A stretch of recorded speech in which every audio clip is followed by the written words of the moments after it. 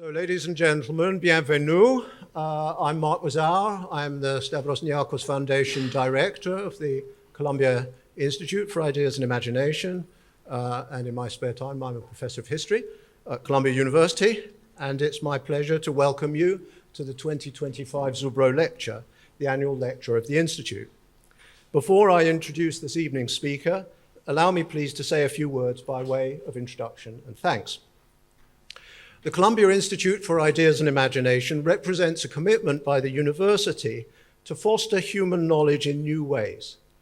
It brings together each year in this beautiful place more than a dozen brilliant scholars and creative artists to work alongside one another in the belief that such a community will produce new and transformative works of the human imagination that they communicate through art and books and poems, novels and monographs, concerts, films and talks, that break down the conventional boundaries that too often wall off academia from the rest of the world.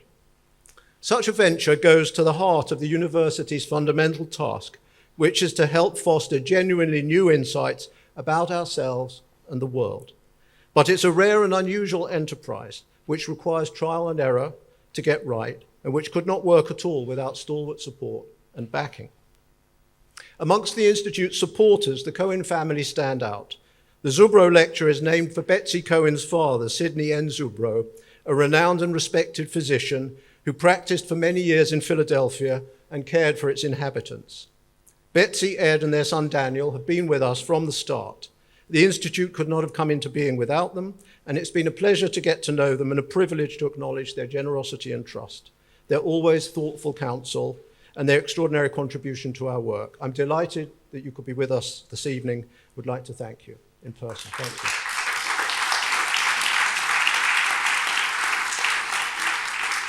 you. And let me mention too, in this regard, the Stavros Niarchos Foundation, whose representatives I'm happy to say are with us too, and who've been indispensable partners in everything we do, enabling us to flourish and to extend our activities broadly into society and into the public humanities across a range of different countries, and to plan for the future with confidence. Thank you for your generous backing. There are a few people who made this evening possible. The Institute revolves around Marie Dorigny. I can't quite see where she is at the moment. Its Paris director and the wonderful duo of Sari Castro and Meredith Hunter-Mason. My thanks to them. Suzanne Altschuler and Edward Schaefer. And then there are Judith Ginsberg and Paul Leclerc, without whom we wouldn't be enjoying this gorgeously renovated room. To Paul, in particular, I owe much more, a friendship too, for he's one of two figures without whom the Institute would never have seen the light of day. I say one of two figures because there was another, and this brings me to this evening's Zubrow Lecture, Columbia President Emeritus Lee C. Bollinger. We're here this evening to listen to him, not to me, so I'll be brief in my remarks. I can't think of another university president who would have shown the venturesomeness, the sheer intellectual panache, and the collegial trust that he did, and who played such an indispensable role in bringing this institute into being.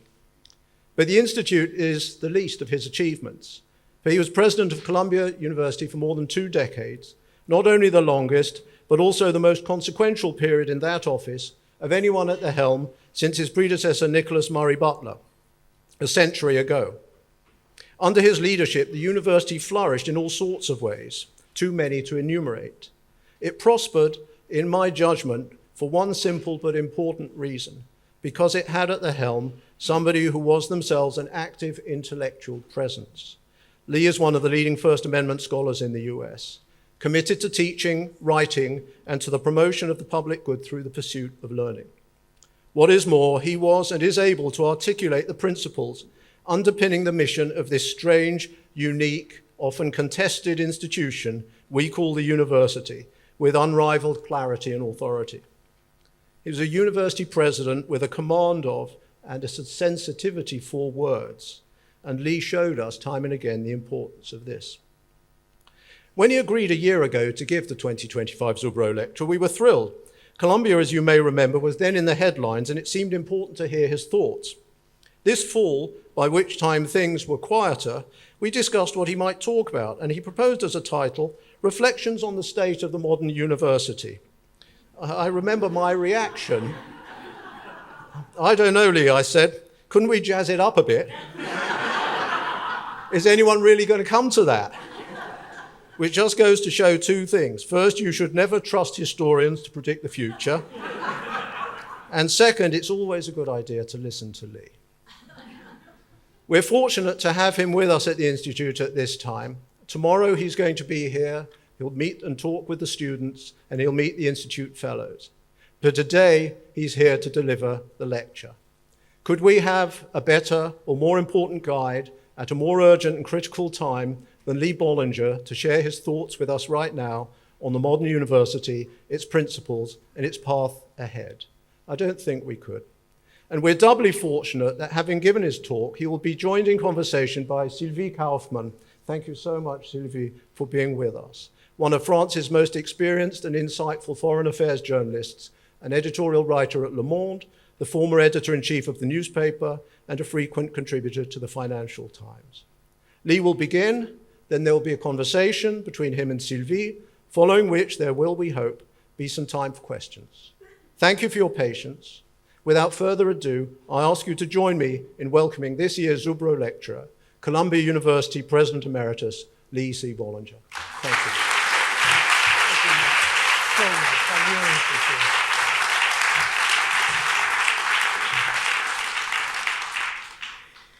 So it is thrilling for Jean and me to be here in Reid Hall. We've had so many memories and worked with the people here, Brune and Paul and Judith and Marie. You know, this has been, especially Mark, a spectacular achievement, and there are so many people who are responsible for that. But I remember coming here in 2002 and finding that it was a wonderful little facility for students from the University of Wisconsin, I think it was, to come and spend a year abroad. And from that kind of period to today, it is the transformation of an academic institution to the highest quality. Of course, thank you to the Niarchos Foundation and Betsy, Ed, and Daniel. You are great, great friends. Let me start. There is a lot to say, I'm afraid. The title of my remarks this evening is Reflections on the State of the Modern University, as Mark said. That certainly allows me a lot of latitude to cover a multitude of virtues, sins, and threats, and I hope here to consider some ideas in each category.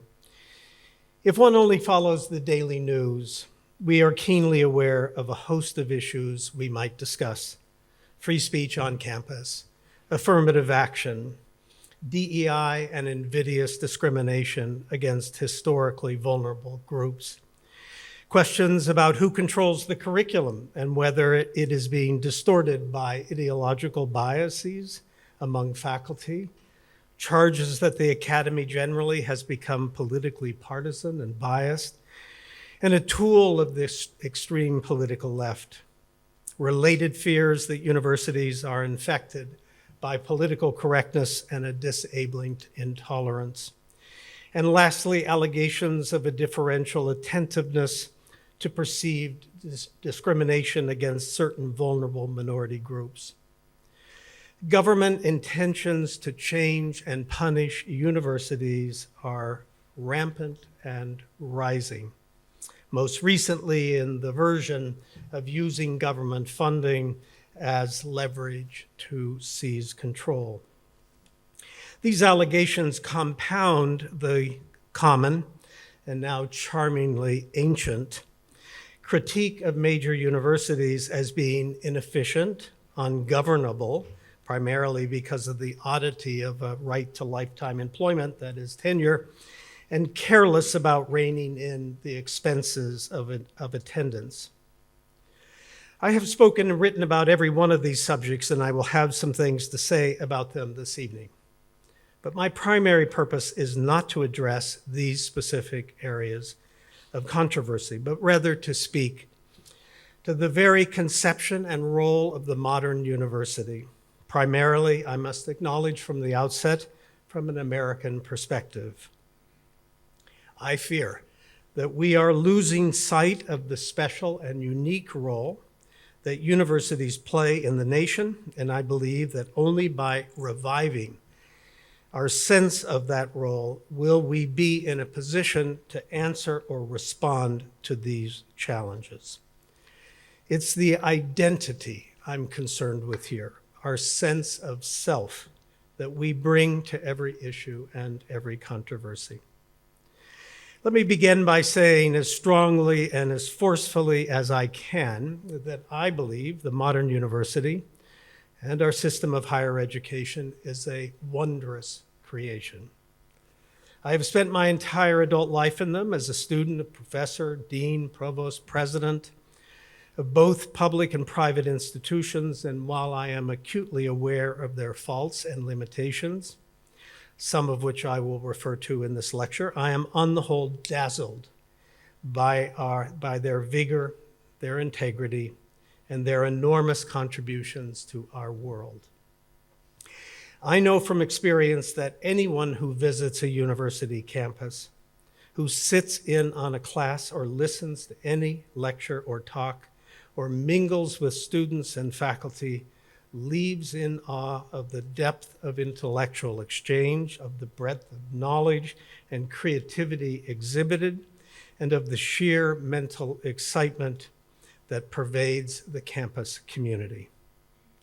I served as a university president for some 26 years, 5 at the University of Michigan, 21 at Columbia, a length of time I personally still cannot comprehend. And I believed throughout and now afterwards that it is the best job in the world. And the primary reason is because of the entire range of intellectual inquiry that is under your purview. And one day you're listening to a music professor lecture and increase our appreciation of Mozart's Jupiter Symphony. And the next you're listening to neuroscientists explain how new understandings about genes and the brain have led to misdiagnoses of patients committed to mental institutions. And the next you're finding out how the armies lined up at the Battle of Hastings. The range of knowledge and the level of expertise is astounding. Still, as I said at the outset, it's clear that there are a lot of negative critiques of universities occupying public attention currently.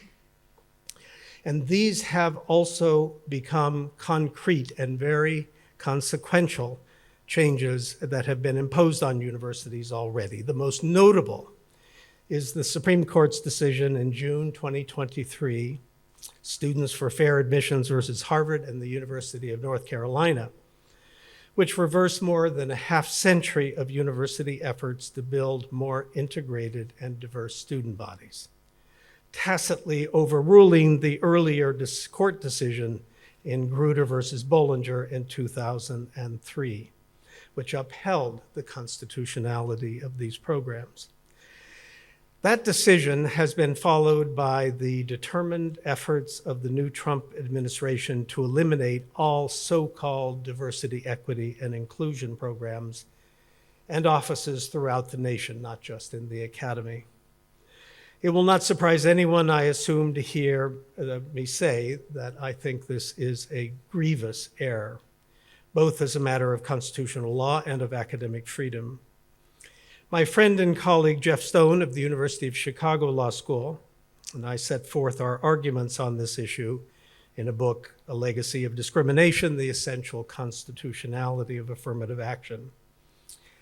Our central argument was that beginning in the 1970s, universities started playing a critical and important role in advancing the goals set forth in Brown versus Board of Education in 1954 of overcoming centuries of discrimination against African Americans, and that such work, sadly, continues to be an absolute necessity to this day. It is a simple matter of racial justice, as well as the educational benefits of diversity more generally. Now, the Harvard-UNC decision was bad enough, but what has followed with the wholesale, indiscriminate attacks on DEI, as I said, will be devastating. The first might be thought of as stopping integration in its tracks, but the second will set everything in reverse. Well, I share the view that actions taken under the banner of DEI have at times been excessive, which I'd be happy to talk about later. But what is happening now is to seize on those and tap into baser motives, even of pure racism, and to reverse the whole equality project of the last century. And herein lies an unfortunate pattern. We are living in a time of no sense of proportion. Whatever mistakes are made or faults committed or errors recorded, these are seized upon to discredit and attack the whole enterprise, sometimes with malicious intent, sometimes recklessly for political gain. We must deal with the zeitgeist in which distortion of reality is now the norm, and the risk is we will lose in the process what we should cherish. Now, before continuing on with this and other themes, I want to say something about an important but somewhat fine line that I'm trying to walk here.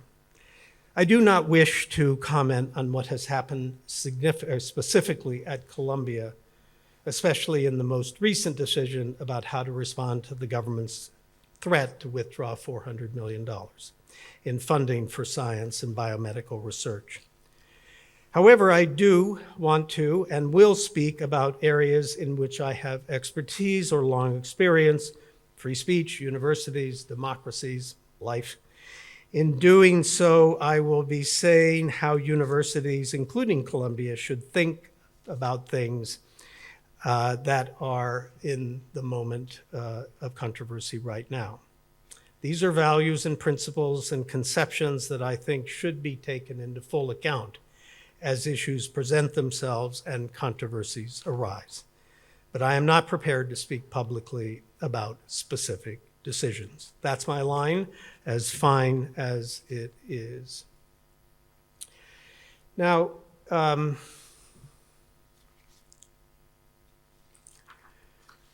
so let me say just a few things before I get to the heart of what I want to talk about the list of criticisms against universities, and especially those that relate to free speech, to a perceived intolerance of faculty and students towards opposing viewpoints, and a politicization of the curriculum in the classroom. Some people even go so far as to label the general academic culture as anti-American. There's a kind of sweeping condemnation of a supposed political correctness, closed-mindedness, and intolerance. Coupled with this critique is a corresponding and sometimes inconsistent claim that universities are not doing enough to stop discrimination against certain vulnerable groups. These criticisms, as we all know, have led to congressional hearings and investigations at which university leaders have been subjected to aggressive questioning and outright attacks for being insensitive or worse to the effects of hateful ideas. This is far too large a subject for me to provide a comprehensive assessment, but I can offer a few comments.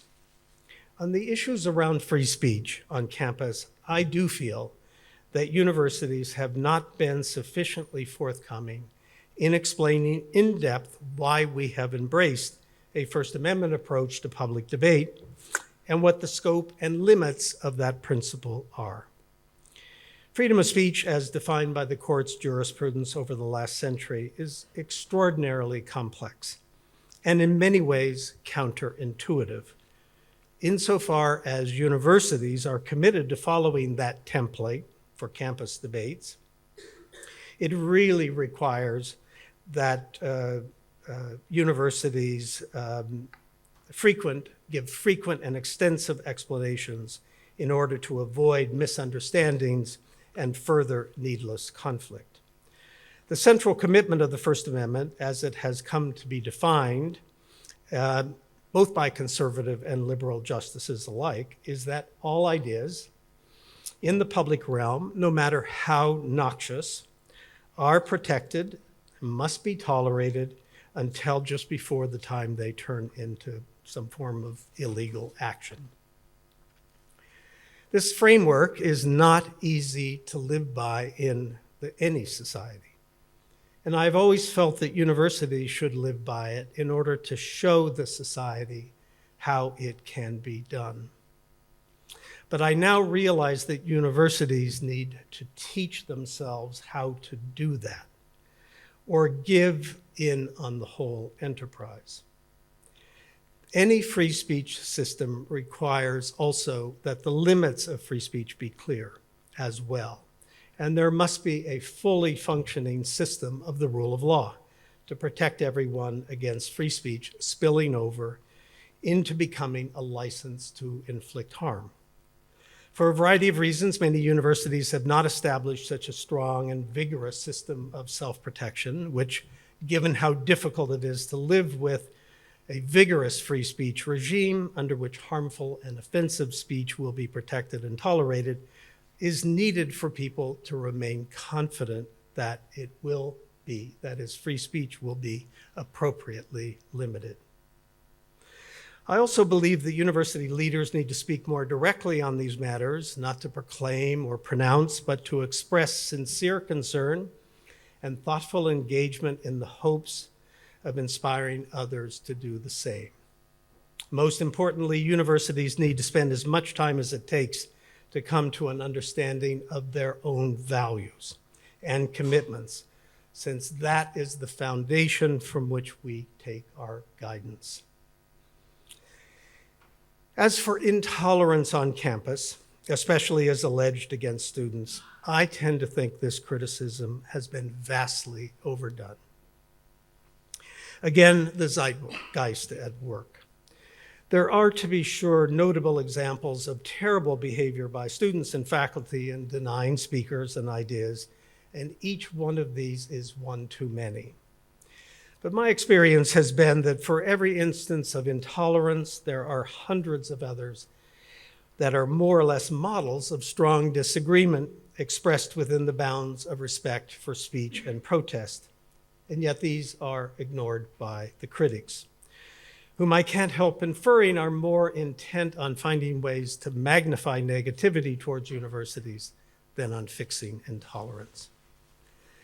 Lastly, I would say that because I believe strongly that free speech is something that is hard to understand and to embrace, so contrary to our natural inclinations, as I'll spell out more in a second, I am never surprised nor troubled when I find intolerance in people, especially young people.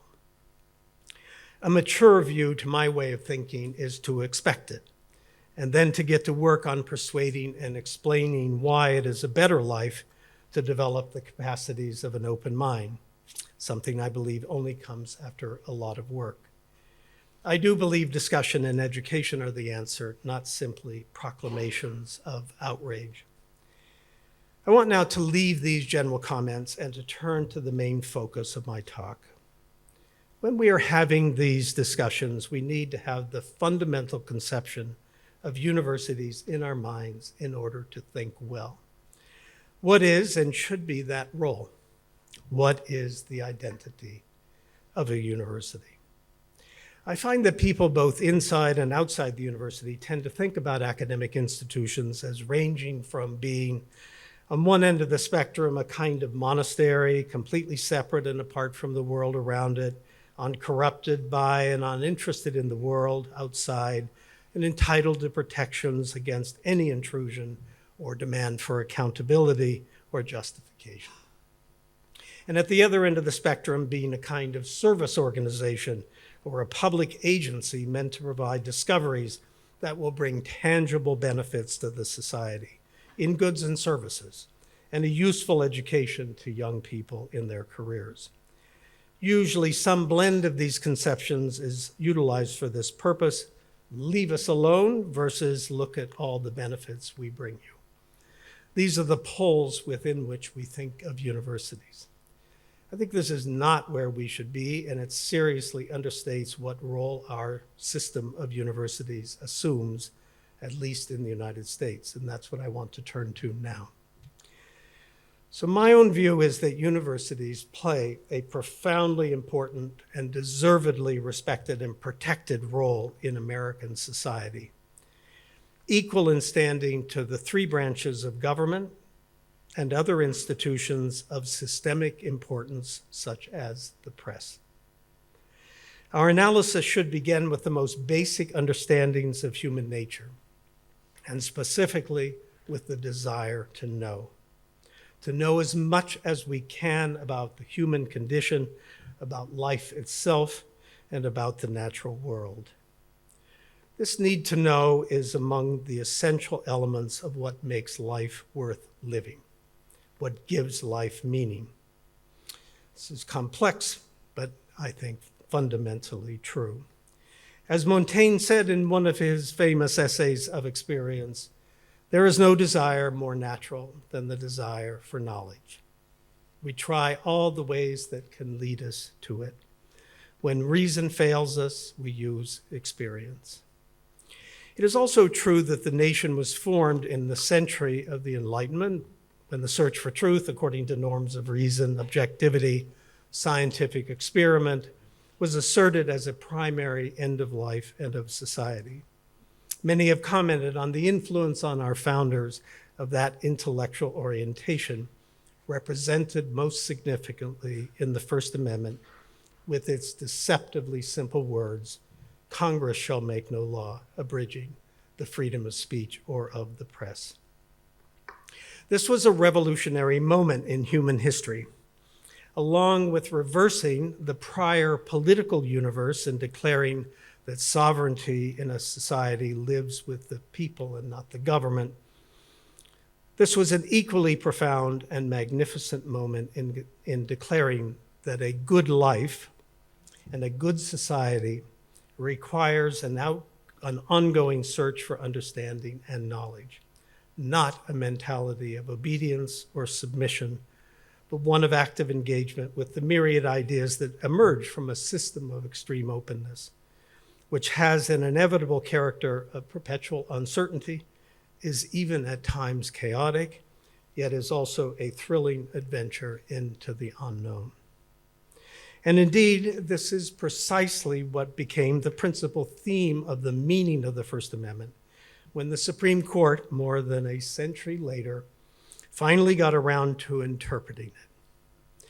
In what would turn out to be the seminal opinion by Justice Oliver Wendell Holmes Jr. in 1920 in Abrams versus United States, he wrote in one of the most compelling, commanding, spellbinding statements ever made about freedom of speech, describing how difficult it is with our natural impulses to align ourselves with our higher interests in seeking truth. Of the impulse to censorship, he said the following. I just love this quote. "Persecution for the expression of opinions," he said, "seems to me perfectly logical. If you have no doubt of your premises or your power, and you want a certain result with all your heart, you naturally express your wishes in law and sweep away all opposition. For to allow opposition by speech seems to indicate that you think the speech impotent, as when a man says that he has squared the circle, or that you do not care wholeheartedly for the result, or that you doubt either your power or your premises." From this central observation of the logic of intolerance, Holmes then continued with the most stirring expression of what a good life is and of how the Constitution reflects that understanding, explaining that when we have realized that time has upset many fighting faiths, people may come to believe even more than they believe the very foundations of their own conduct, that the ultimate good desired is better reached by free trade in ideas, that the best test of truth is the power of a thought to get itself accepted in the competition of the market, and that truth is the only ground upon which their wishes safely can be carried out. It is worth noting and emphasizing that in the First Amendment, Holmes found not just a simple limit on government power, but also a way to create a good life. In other words, he offered us a way of life subsumed within a constitutional check on government power. The First Amendment is about the ends of life. Finally, as if to demonstrate a mind always prepared to see the contingent nature of beliefs, Holmes modestly asserted that at any rate is the theory of our Constitution. It is an experiment, as all life is an experiment. From this clear statement of the Constitution's embrace of Enlightenment values of seeking truth and knowledge through reason and a practiced open mind, our rich and labyrinthine First Amendment jurisprudence over the century to follow bloomed. Holmes's foundational statement about the meaning of the First Amendment has at times been challenged and amended in the decades since, most notably by individuals such as Alexander Michaeljohn, who wanted to substitute the idea that free speech is only related to the process of self-government in a democracy and not for the broader conception of a search for truth. But while other theories of the First Amendment have also sprouted up over the last century, including my own on tolerance, none has ever supplanted or upended that of the search for truth, which remains the lodestar for the First Amendment to this day. Once you see that knowledge and truth constitute the primary goal of human beings, of life itself, and then that this mission is embedded in our founding document, and in particular the First Amendment, then you also realize that it is universities, significantly the institutional network of universities, that are our organized, structured means by and through which we achieve that fundamental human goal. Universities, and especially our world-class research universities, are charged with the mission of preserving knowledge, discovering new knowledge, and passing knowledge on to each successive generation. They pursue this with a set of unique qualities, securing a lifelong commitment by some of the best and brightest of each generation. These individuals work in a physically discrete space, that is a campus, under extraordinary intellectual norms, demanding a depth of expertise in their fields, of focused determination to expand that knowledge, and a host of special character traits, including an exceptional, and some would say abnormal, openness to ideas, full attribution to others when appropriate, comprehensive explanation of one's ideas, and a continuous readiness to re-examine whatever conclusions have been reached. This I have called the scholarly temperament, taking note of its extreme intellectual discipline and how it is an absolute condition of membership in the academic community, and how it is a matter of entrenched culture, reinforced by the specific and intimate spatial and institutional character of the typical university. In other words, universities are created in unique ways in order to maximize the fundamental human value of the need to know. You sense that immediately when you walk onto a campus. And as such, the Supreme Court has over time acknowledged that these qualities entitle universities to a special standing within the First Amendment jurisprudence. In a well-known opinion, Sweezy versus New Hampshire in 1957, Justices Frankfurter and Harlan, concurring in the decision to protect a professor whose lectures prompted a sweeping investigation by the Attorney General of New Hampshire for possible links to communism, they recognized that academic freedom is a core constitutional interest and offered this caution: scholarship cannot flourish in an atmosphere of suspicion and distrust. Teachers and students must always remain free to inquire, study, and to evaluate. Going further, Frankfurter warned of the, quote, grave harm resulting from governmental intrusion into the intellectual life of a university. Quoting from another source, Frankfurter and Harlan, proclaimed, "It is the business of a university to provide that atmosphere which is most conducive to speculation, experiment, and creation. It is an atmosphere in which there prevail the four essential freedoms of a university: to determine for itself on academic grounds who may teach, what may be taught, how it shall be taught, and who may be admitted to study." The idea of an uncommon and special consideration due universities is also to be found even in the affirmative action cases, from Bakke to Grutter, even to the Harvard UNC case, despite the fact that a majority of the court there found insufficient evidence from universities to support their claims of the educational benefits from affirmative action. No other institution would have garnered the opportunity even to meet that higher burden. Also, it should be noted that state constitutions, such as Michigan, afford universities in their state autonomy under their system. Now, it must be said that our universities have special standing. The idea that they have special standing under our constitutional principles arising out of our intellectual traditions is not a fully developed doctrine. The most ready and apt analogy is how we have come to think about the role of the press within the First Amendment doctrine.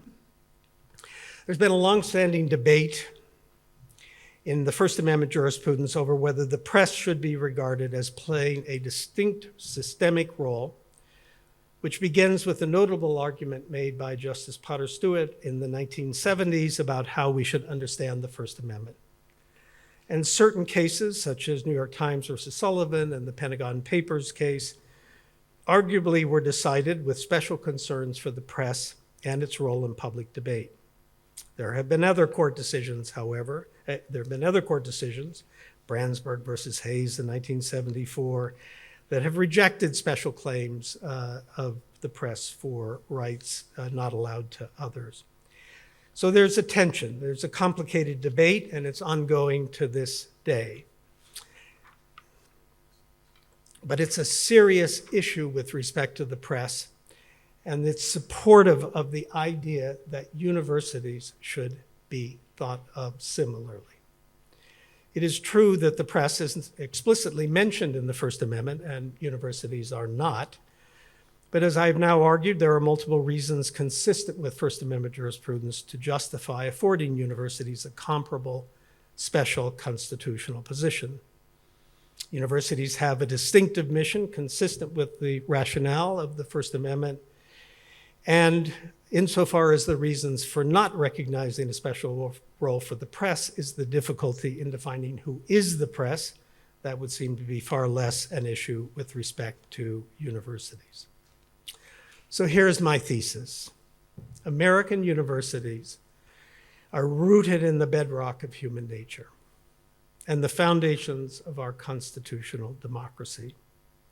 They are every bit as vital to our society as any political branch of government or quasi-official institutions such as the press, often referred to as the fourth branch of government.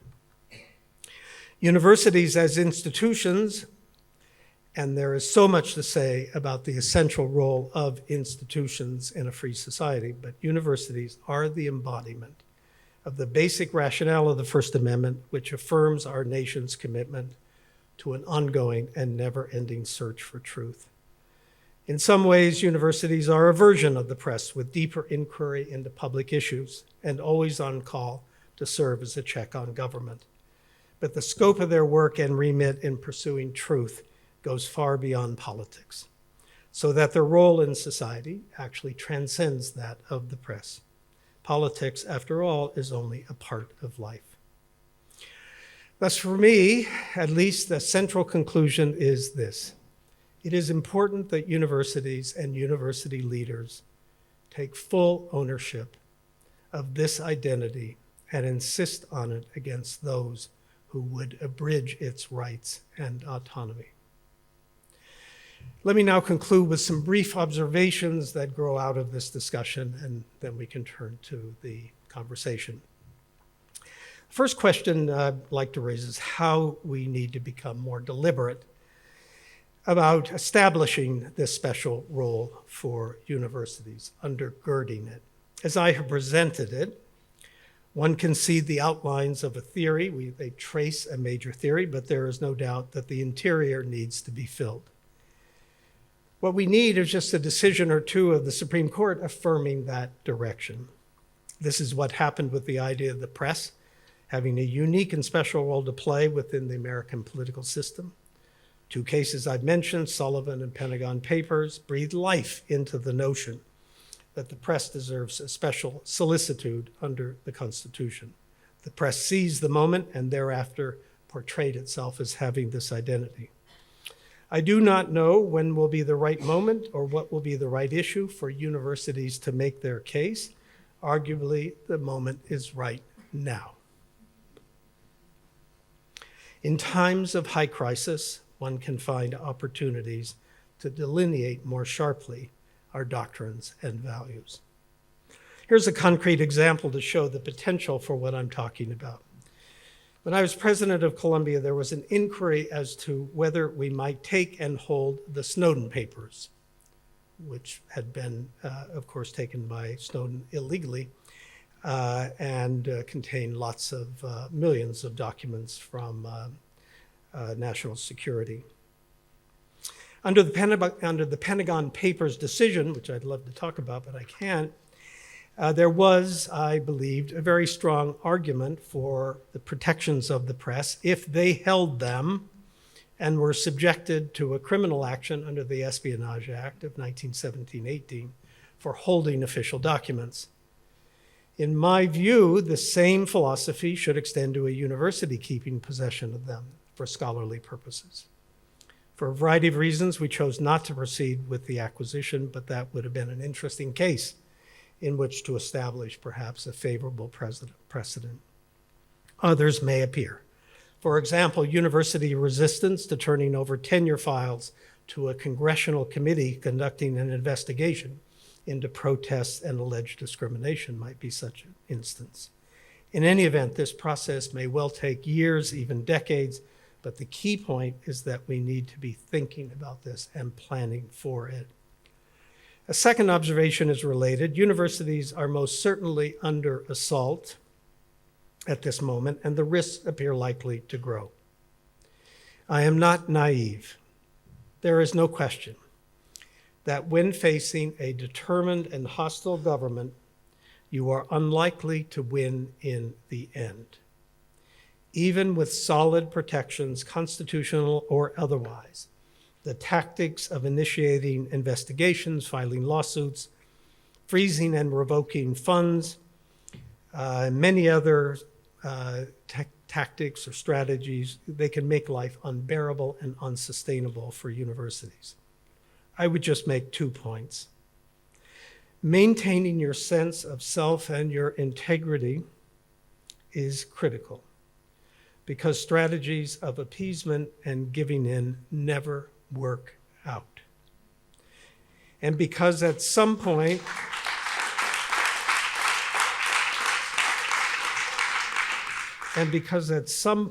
sanity will return, and you will then be seen as having sacrificed your principles when under pressure, and that will undermine your case forever. 2 more points are worth noting here. The first is that receiving state funding does not necessarily give the government the legitimate power to take away or use it as a lever to strip you of otherwise valid constitutional rights. The Supreme Court once held, for example, that the federal government could not create the system of public broadcasting and forbid broadcasters from engaging in political editorializing. This area of so-called unconstitutional conditions is painfully complex, but there should be no license under the First Amendment for the government to use its funding as leverage to try to bring universities to heel.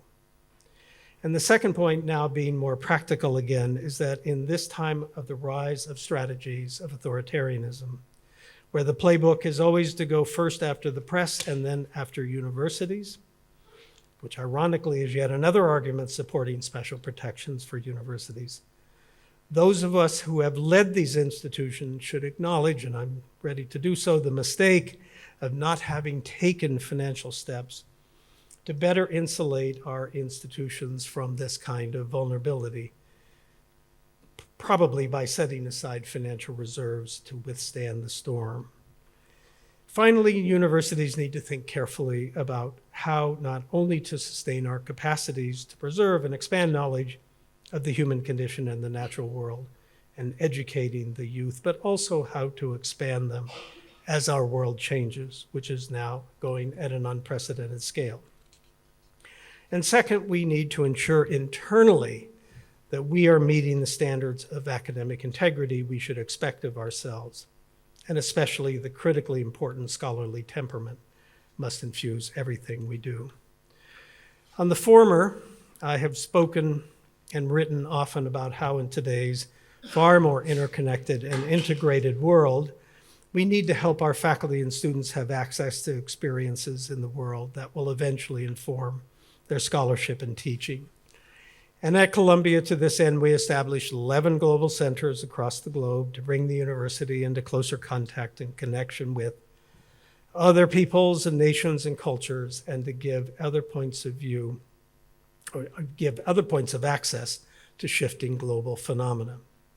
We also created Columbia World Projects as a place within the university to assist faculty and students in combining academic and practical capacities to help improve the world, expanding the model of academic and clinical medicine, and offices dedicated to bringing research into the commercial sector.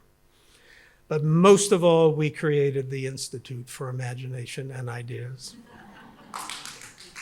And in our own preeminent Paris Global Center, to spawn art and ideas with magical combinations of creative individuals, founded and guided by one of our great intellectuals, academic, public, and otherwise, of our era, Mark Mazauer. You should applaud. In terms of securing our own integrity of our own mission, this too is highly complicated, worthy of other lectures, but given my thesis, I have to say something. Every university must know what its intrinsic values are, which apart from the core ones easily stated, will necessarily be fluid, at times uncertain, and always evolving as society changes. For example, to what extent is the university's mission to help overcome centuries of discrimination against African Americans? Is that part of the mission? Do we believe, too, that we have a stake in preserving democracy as our form of government, the rule of law? Are these part of the mission of universities? I confess I generally hate discussions about mission statements, but that's because they're always so simplistic and banal. Yet the need is still very real and very serious. And second, we must come to some working resolution over how to think about political perspectives within the academic mission. I'm not here speaking about faculty participation as citizens in the public forum, which we traditionally have protected to the same extent as other citizens.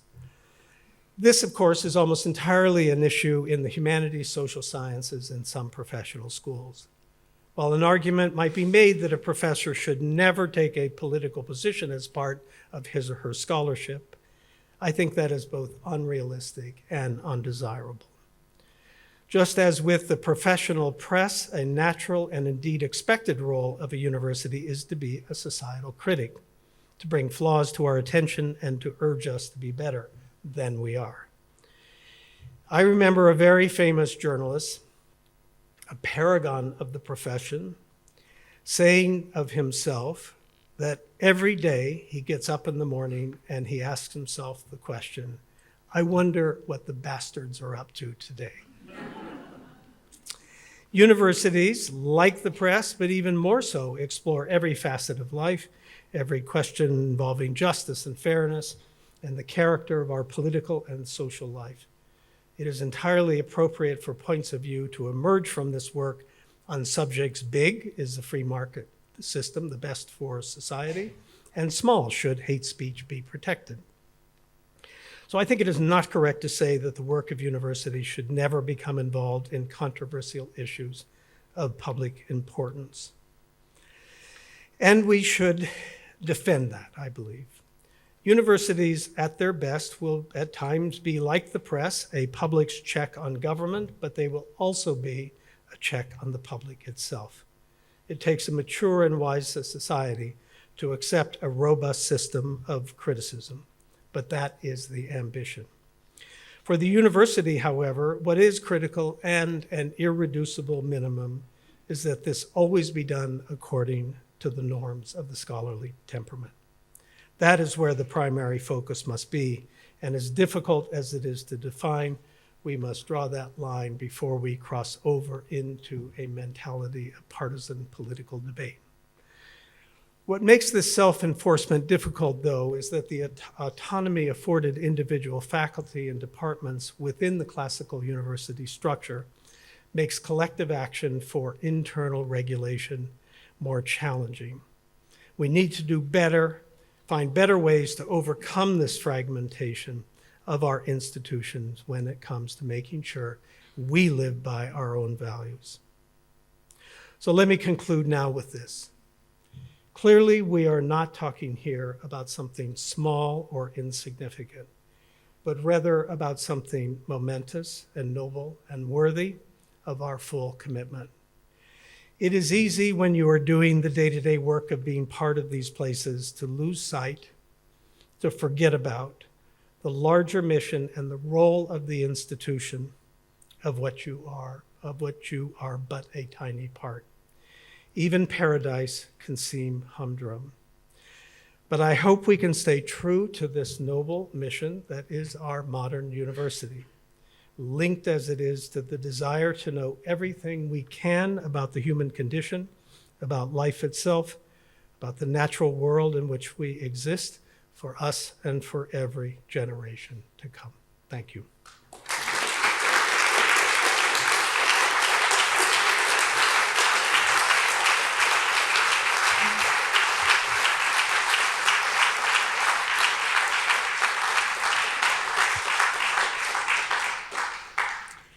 Thank you very much, and thank you for reminding us of some fundamental values in these chaotic times.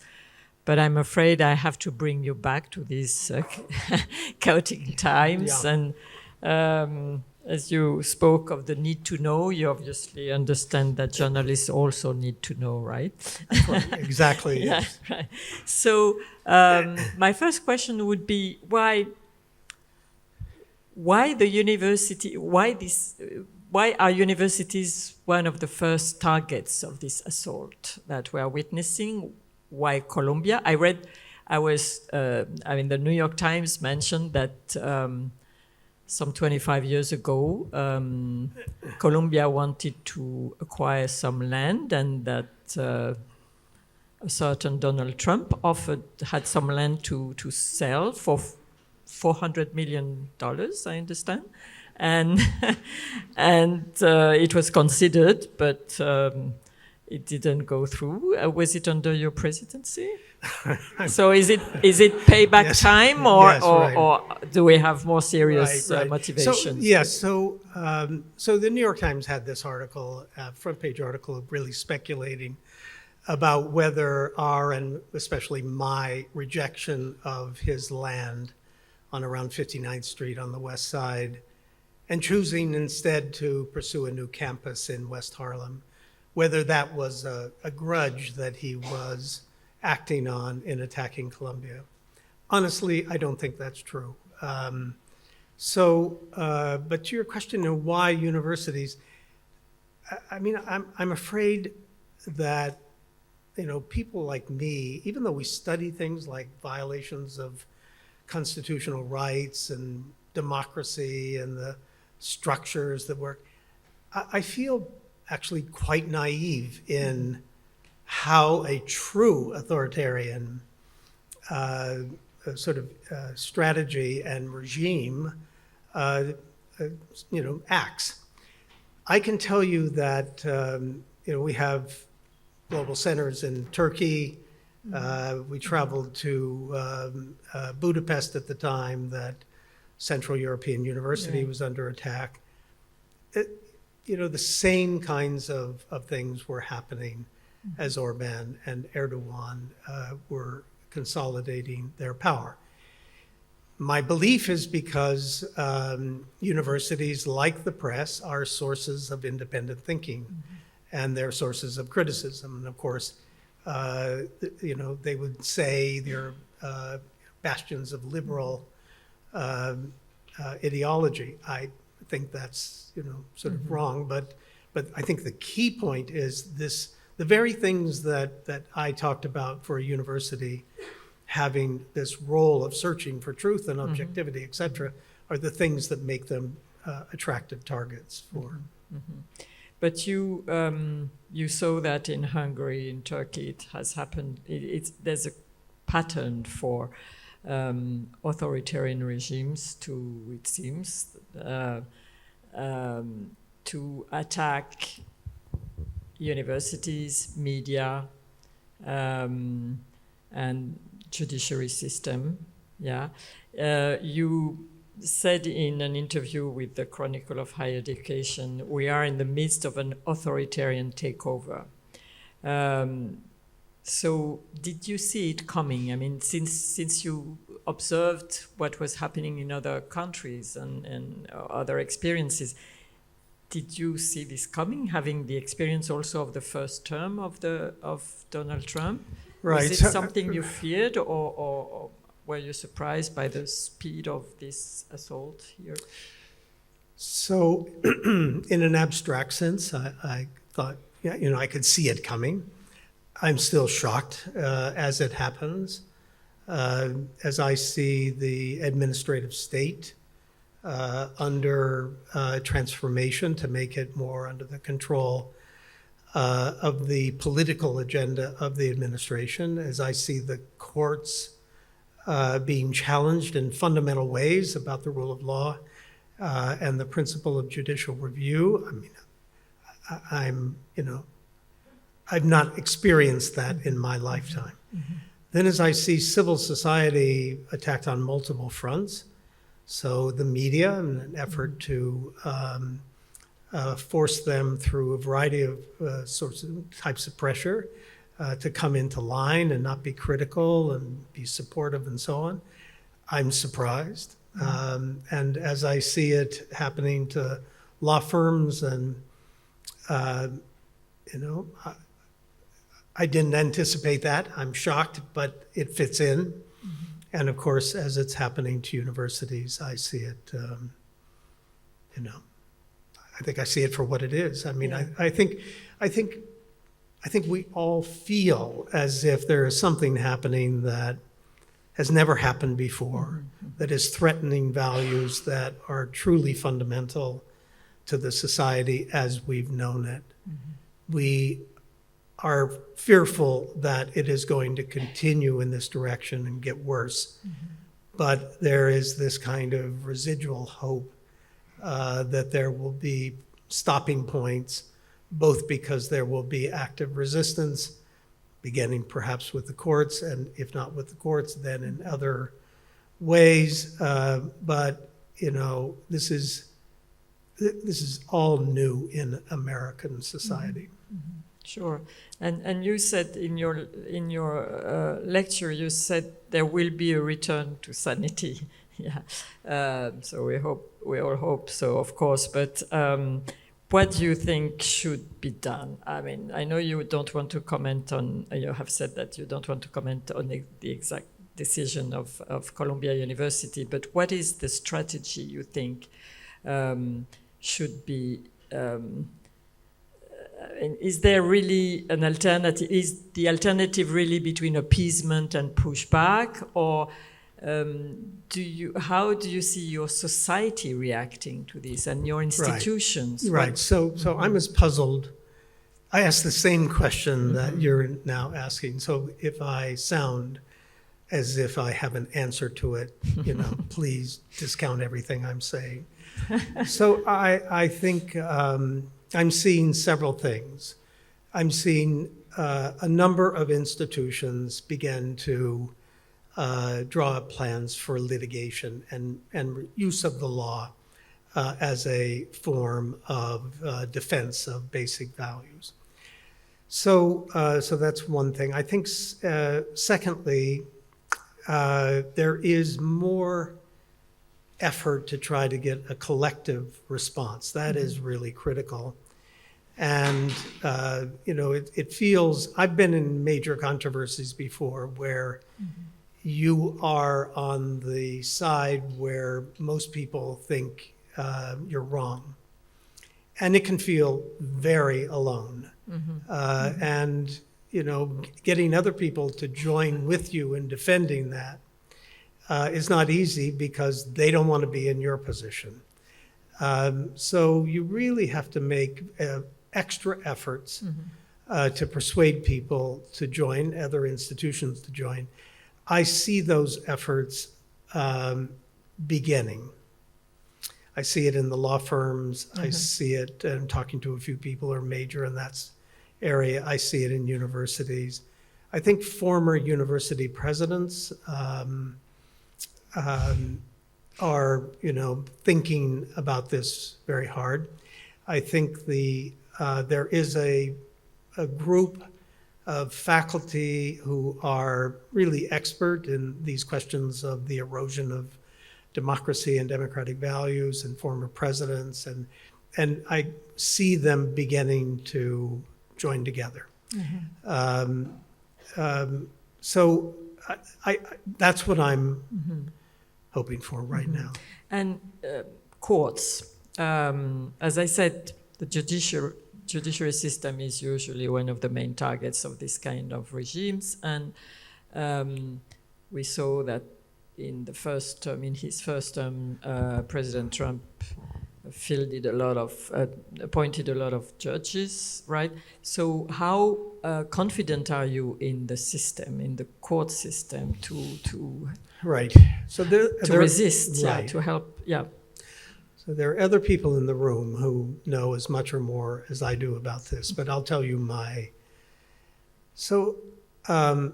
I've been surprised by the conservative majority of the Supreme Court in overruling precedents that have stood for decades. And under normal kinds of understandings of how law works, I would have expected much greater deference to those decisions. Obviously, the abortion decision is the key one, but so is affirmative action, and there are others.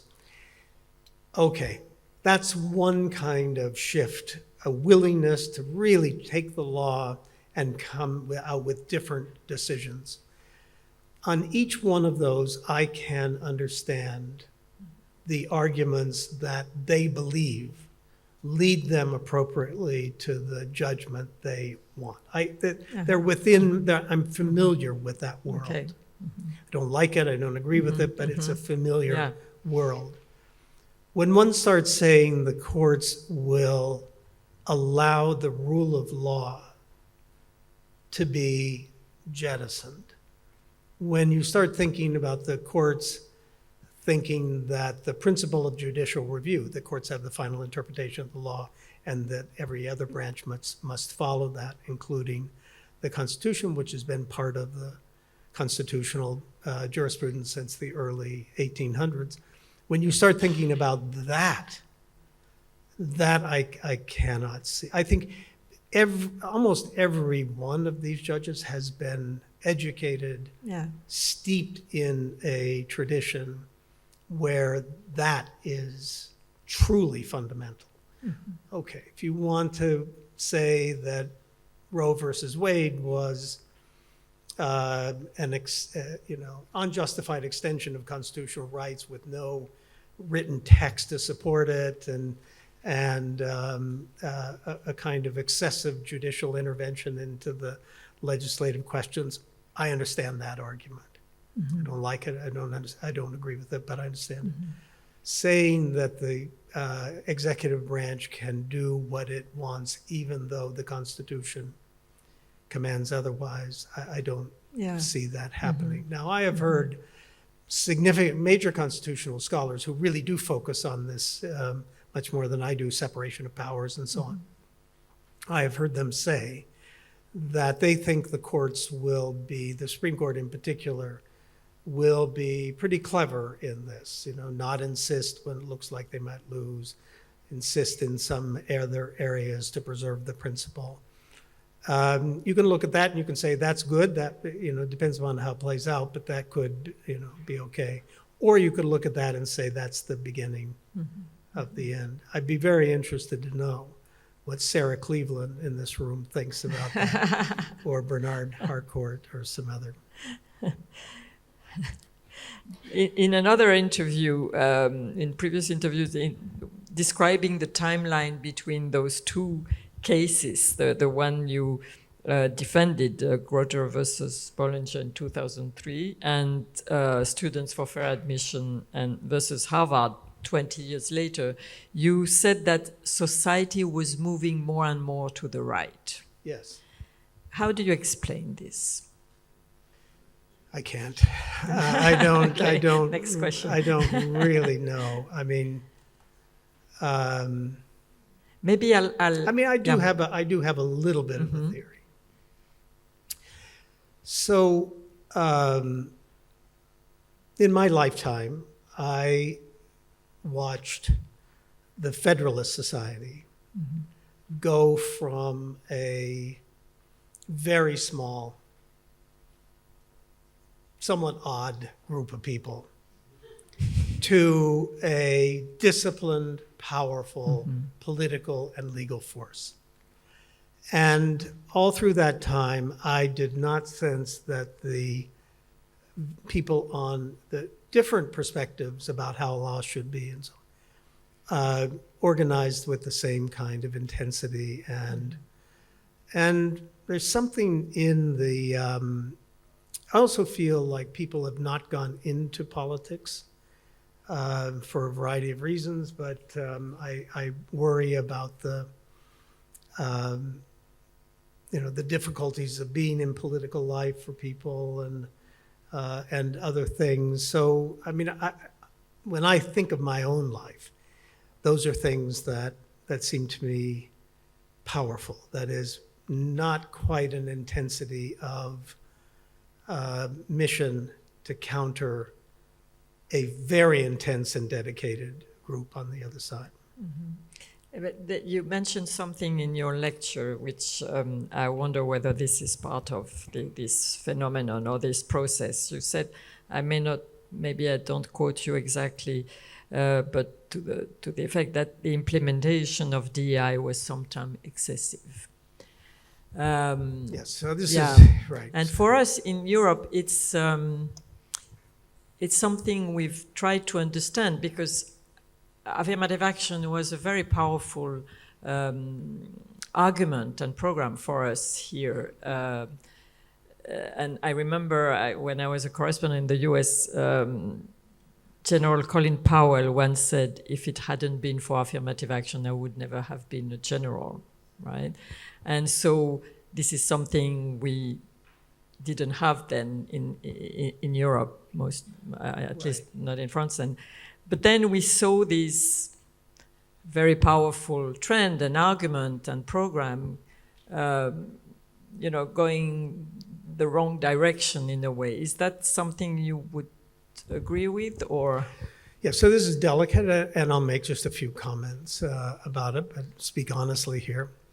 So I would say, first of all, that what I would call the project of equality in the United States has been one of the central kind of parts of American life, beginning, I think, with Brown versus Board of Education, setting the society on a path of trying to come to terms with this horrible blight of centuries of discrimination, which against African Americans, which had also affected many other groups. And of course, it was conjoined with the women's movement and a transformation of society broadly. Gay and lesbians included, it just kept going because of the sort of power of the mission and the ideas, I think two things happened. One is that the problems, the underlying problems, particularly of racism, did not go away. They actually became worse in many ways. So if you look at public school systems, K through 12 in major cities, I haven't done the current evaluation of the statistics and so on, but when I used to talk about this all the time, which is not very long ago, the fact was that cities were more segregated than they were in 1960. And this is now because of housing patterns, employment opportunities, et cetera, the design of cities. But it's also because of policies in the post-war period especially that brought massive amounts of differential wealth to whites over blacks, as our colleague Ivor Katz-Nelson so beautifully documented. So the problems have continued, and when something like a George Floyd happened, the amount of anger in the society among African Americans and more broadly was absolutely, overpowering. And I felt it. I mean, I felt it both as a matter of justice, but I felt the power of that anger. And I think the response, there are two elements of the response that I think became excessive. And one was a kind of bureaucratization of DEI.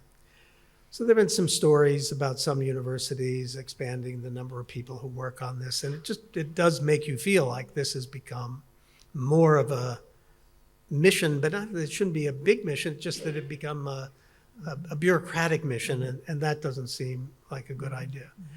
And the second I have to say is hard to say, but there was a movement within that period, it was very powerful, that this was so bad, it had gone on for so long, it was so outrageous, that it was time for every white person in particular to acknowledge that they were racist and that their success was built on a racist society. And my feeling was that is really counterproductive. I mean, I think it's unfair, but I think it's also counterproductive. So there are some things like that that I think contributed to a backlash. But my main point is, my feeling is, for God's sakes, every movement, every anger becomes excessive. You don't use that to destroy the whole. And last question from me before I open the floor I give you the floor to the audience. It's about free speech. We practice it differently here. J.D. Vance, of course, thinks we get it completely wrong. But in a way, what you described about the limits that you think could be applied to private universities coincides with the way we practice it here, because we have those limits because of our history and our culture. We don't have First Amendment, of course. So is that something you understand? You would agree that these limits could be extended beyond maybe the private universities? Right. So let me make sure I understand. You're saying that in France, in Europe, there are greater limits on free speech. You can't go around attacking people because of their race or their religion. We cannot. Whereas in the United States, this has been part of the tradition. Okay, so we cannot say, that ism is okay or. Okay, so I happen to have spent, apart from loving my wife, Jean, I've spent time thinking about this question. No. Why would a society Why would a society choose to protect speech that almost all of us do or should regard as evil, noxious, Right. really Yeah. harmful, hurtful, Yeah. and so on? In the United States, beginning in the 1960s, the idea of protecting that kind of speech became locked into the doctrines. Ku Klux Klan speech, anti-Semitic speech, neo-Nazis in a suburb of Chicago that was half Jewish and 4,000 survivors of concentration camps. So the Supreme Court, as I said, both liberal and conservatives have agreed on this, has reached the judgment that speech of all kinds, no matter how offensive, in the public realm, will be protected. Why that is so, you can, I love teaching First Amendment because this is where you go through all the possible things. I mean, you heard me read Holmes. The best test of truth is the power to get itself an idea accepted in the marketplace, in the competition of the market. We should put our faith in the market. Really? Whatever comes out of the market, that's what we're prepared to accept as, quote, the truth. John Stuart Mill loved to say, and Holmes repeats this sort of idea, if you've lived, you've made mistakes. You believed something that was, just deeply, and then lo and behold, you found out it was wrong. Any rational person should decide based on that experience that we should be open to every idea as possibly true. Really? I mean, really going to live that way? Or, okay, let's abandon that. It's really good, even though ideas are false, to interact with them because that gives you, according to Mill, a livelier sense of the truth. Really? I mean, I'm going to go argue with a neo-Nazi because that will help me have a livelier sense of the fact that that's wrong. Then there are slippery slope arguments. We can't make distinctions. If we do, we'll be down. So I came up with this idea that none of those arguments makes any sense. It's because we know it's bad and we're tolerating it as a way of showing our capacities to live with things that are wrong and behavior that's bad. And that should carry over. It's like going in a wilderness and, experiencing deprivation. It helps you when you go back. It's okay. You'll be happy to know my theory never made it into the course. So there's on and on, but people still, debate it. Whenever I talk about this on a university, and private universities have the choice to have that rule or to have a different rule. Not clear to me they can have any rule they want, but it is pretty clear they could say we don't want that kind of speech, broadly speaking. There is a huge amount to say for why you should not take that route. You obviously know all of them. It's destructive, hurts people, it's destructive of a society, it makes people feel vulnerable, disenfranchised. It's not good for us, it creates tension and so on. Let's ban it. I mean, that's a debate that I think, interestingly, it goes to the core of kind of who we are. And I'm fascinated by that reality. In a university, private university, you can make that choice. Not in a public university because the doctrine has been set. Watching how this played out recently, I have to say I am more open to a discussion without saying anything about a conclusion. That a university cannot take that kind of speech. That it is destructive of something in the humanistic core of the institution. I mean, I'm uncertain about where I come out on this, but as I indicated in my remarks, I'm less, my view was, and is, free speech is hard to do. Nobody ever really explains how are we supposed to live in this kind of world. They always say what the world is and big reasons, but how are we really supposed to live in it? And I always thought if universities should be the place that has this kind of rule, and then Right. they can help show to the world how to live with that rule. But I'm not so sure they can. I mean, I don't think they have. And so I'm uncertain about it. What do you think? I'm not sure either. Yeah. Yeah. I think our limits are comfortable, Yeah. but sometimes I find it very interesting the way you exercise this in America. So, Yeah. well, It's- being European, I know how to live with this, so it's fine. You know? Yeah. Yeah. It's Right, not- yeah. right. I mean, the standard argument, the really conventional argument is once you open up protections of some groups against certain speech they find offensive, you'll not be able to draw the line effectively. You feel that in Europe you're able to draw that line Absolutely. effectively. Absolutely, you say. Okay, wonderful. I'll take, please, over here, and then Hello. I'm a Jewish student at Columbia University, and for more than a year, the university has used my identity and safety as a smokescreen to silence and brutalize Palestinian and pro-Palestinian students, including, ironically, myself.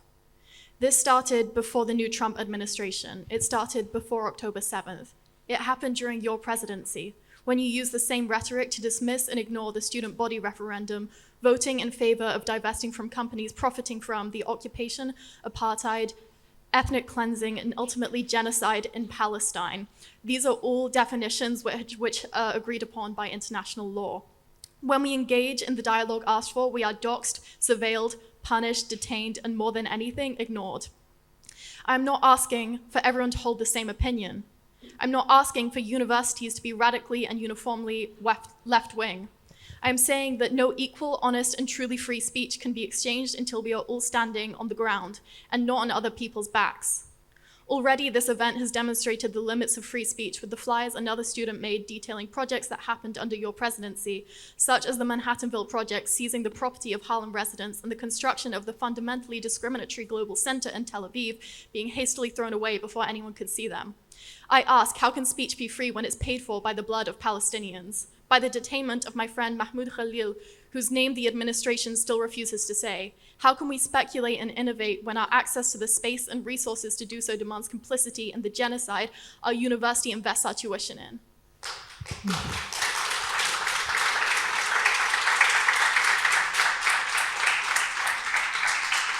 thank you. Do you want to answer, or shall we take a second question? I should say, I mean, I should No, say I mean, you're something. going to answer, of course.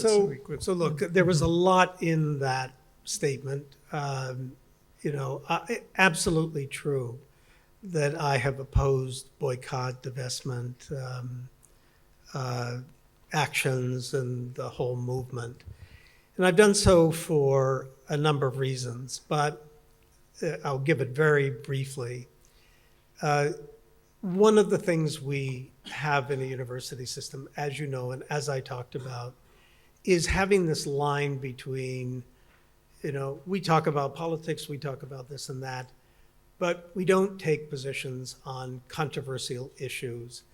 So when you have something like a heated debate and a very controversial debate about what to do between Israel and the Palestinians, it would be inappropriate for the university to adopt a policy, whether in divestment or whether in a boycott of Israeli universities, based upon a view of that controversy. People within the university should debate it, think about it, etc. Faculty are experts in it; they can express their views again within the scholarly temperament. But when you have something that is a highly contested issue, a university should not be in a position to use its resources to take an action. It's also the case that I think is wrong to boycott universities for the actions of their governments. So my view is universities need to be aligned with each other and not to punish them based on their governments.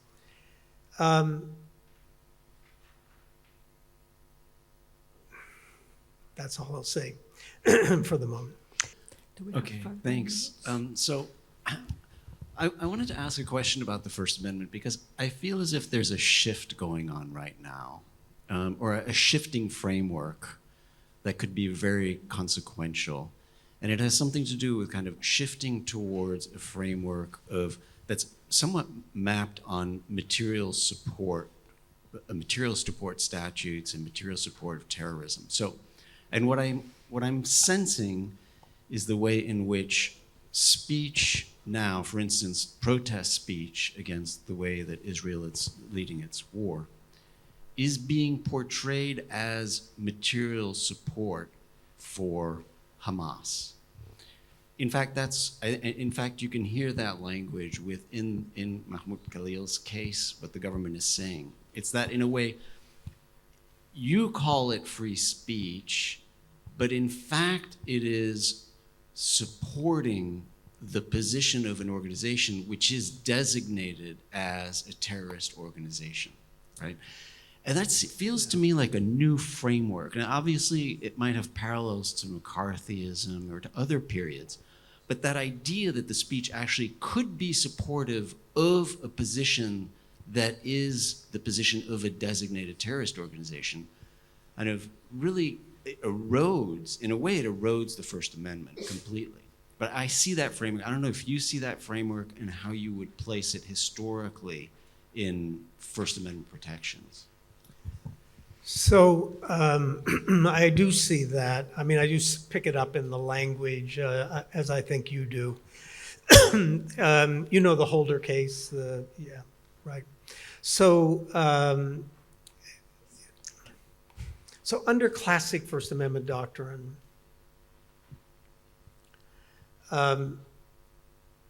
there are a number of cases that really protect people, even when they're involved as a, quote, member of an organization that ends up being, let's say, legitimately found guilty of a conspiracy or an organization that is intent on violating the law and not protected.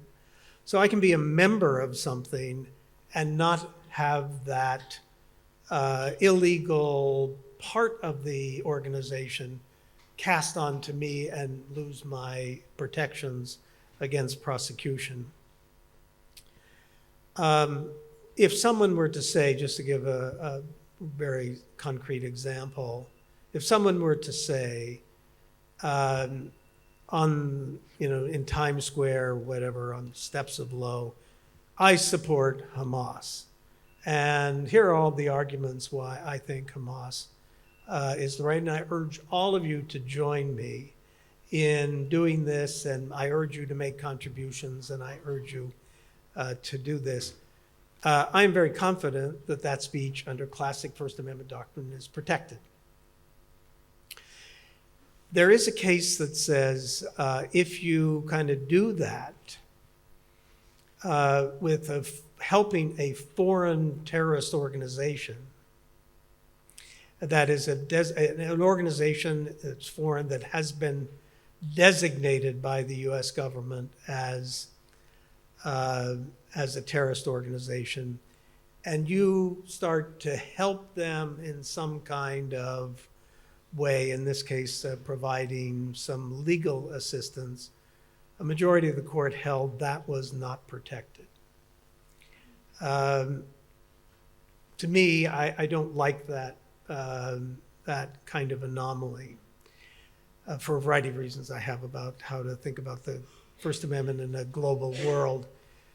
But now that kind of idea that you're helping, giving material support to a foreign designated foreign terrorist organization looks like it's coming onto the shores of America and becoming a basis for prosecuting people. That's what you're saying, right, Bernard? And I share that concern. I do feel that because of the kind of agreement among liberal and conservative justices over time, I still believe a majority would find that a step they would not take. But I mean, you're clearly right that there is a thought process going on in the government to kind of take that concept as implemented in Holder and bring it into the shores of. Right over here. You have identified that we're clearly in a moment of crisis. Sorry? You have identified that we're clearly in a moment of crisis. Yeah. You have also identified that one of the perhaps most important things that can be done right now is to have a clarification of what the identity of the university is, right? And that requires a clarification of core values.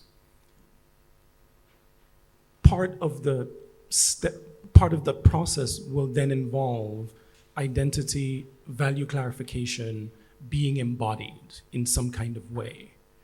What does leadership look like in this moment, having clarified identity and clarified values? What does leadership look like in terms of being able to mobilize the energies within the institutions to do the work of pushing back and defending? What is this identity that we're holding on to? Easy question. Yeah, so I mean, I'm in law. I look to law a lot for, answers and solutions. When I showed this talk to Nick Lemon, very famous journalist who's been dean of the journalism school, he said to me, you're trained in law, you're always looking to the court to give those one or two decisions that will, and we're always waiting for them to come. I'm looking in the political system for how to get these things done. I do think that there's just not enough. The whole point of this lecture is there's a solid argument for thinking about universities under the United States Constitution as having a systemic role that leads to a level of protections, not absolute, but that the government has to show really serious reasons before it can intrude into those. And that's something that we need to insist on all the time. I mean, the press got that. I mean, I am a student of the journalistic identity because my father owned and ran a small town newspaper. And the whole time I was growing up, it was, I don't care what the local police chief thinks. I'm going to report on what the abuses are in the police department. That's my role, that's my job, and that's the press. And I've lived with this more or less all my life. How do you develop these identities? One of the reasons we set up the Knight Institute on the First Amendment at Columbia was because of a concern that the traditional press, its business model had been undermined, as we all know, by the internet, and it was perhaps no longer, it had the ethos, but it didn't have the material capacity to go to court and defend it. And the new media, I mean, the Facebooks, the X and so on, they don't carry this kind of journalistic, except when there's a law to modify them.